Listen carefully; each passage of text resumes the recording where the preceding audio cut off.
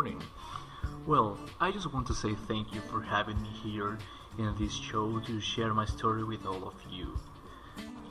It happened when I was a 14 years boy, spending my holidays in Yorkshire town in the north of England. It was a calm and quiet place with gentle green hills, white sheep in the fields, low and grey stone walls out in the country. The air was fresh and the nearest factories were miles away. I remember I looked younger than my age. I got small nose, green eyes, and red hair. I used to enjoy long walks and to be alone, but my mom was worried because I didn't like sharing time with older people. Once I went to the village downtown with my mom Alice, and I found a mysterious mask store in the middle of the street. My father had bought a mask for me from a business trip. It was an African mask, but nothing I had could be as dangerous as the mask I saw in that store. It was a mask from Guatemala. I asked the man in the store for the price, but that old and strange foreign man decided to sell it just for £1. It was a gift. My mother was not very sure, but she agreed at the end and we took the mask home. It was a big mistake. When we got home, I named the mask Pedro, just because it was the only Spanish name I knew, and I hung it on my room's wall. One day, I had gone to the library in the town, so I wanted to go back to the mask store just to see if the old man had got some new stuff, but how big the surprise was that the store wasn't there. The entire building had changed. I went back home and said it to Mom, but she thought I would be confused. That's why I asked her to go with me and she accepted. And then she could see I was right. I got so scared as to tell Pedro everything had happened, and also to ask him some help with Derek.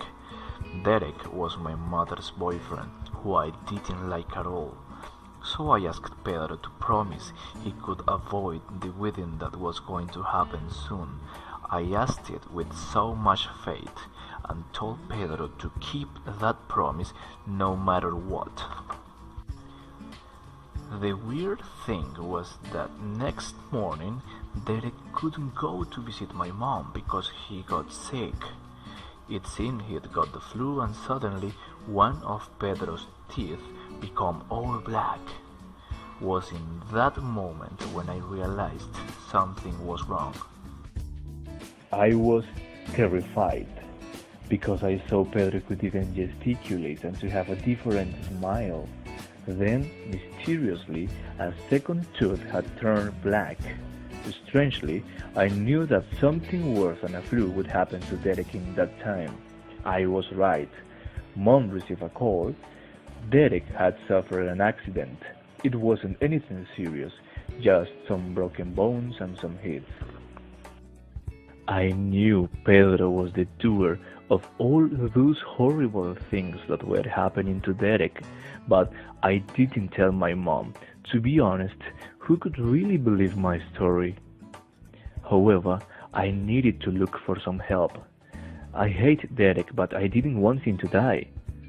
For sure, since that time, I started to destroy each Pedro's tooth that started to change or turning black.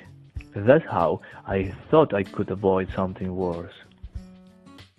My mother and I used to go to visit Pedro in a hospital that was near town, and the doctor said despite not having anything serious, Derek's situation was getting from bad to worse. His temperature had started to fall very fast and there was no reason for that.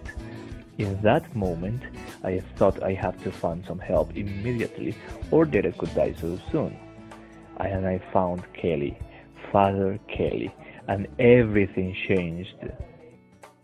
I talked to Father Kelly. I knew he was a Catholic priest and maybe he could help me, but at the first time he didn't believe me, or he thought I could be just over-frightened. However, Father Kelly told me he was going to ask a friend of him who had been in Guatemala about the mask, and he did it.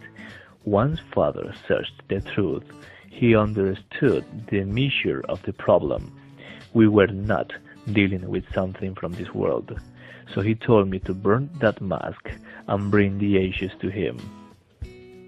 I did this on the quiet from my mom. I told her I was going outside to paint some trees for a school project, and I actually did it, but when I burned the mask, one of my paintings became a portrait of Pedro. I brought the Pedro's ashes to Father Kelly, and we both went to a far and abandoned church in the middle of nowhere. Father knew it was the right place for the fight. When we both were in front of the altar shrine, a cold wind was felt in the whole building, and a noise like running water was heard. It was him, the devil. He was the one living inside Pedro all the time. I could see him inside a huge dark shadow shape, and I was terrified. Father Kelly stood strongly in front of him, and he asked the devil to leave the mask and forget about Derek. I was desperate. I was terrified. I even said he could take me instead my mother's boyfriend, and the devil said he had to take someone's life, and a young soul like mine was better for him.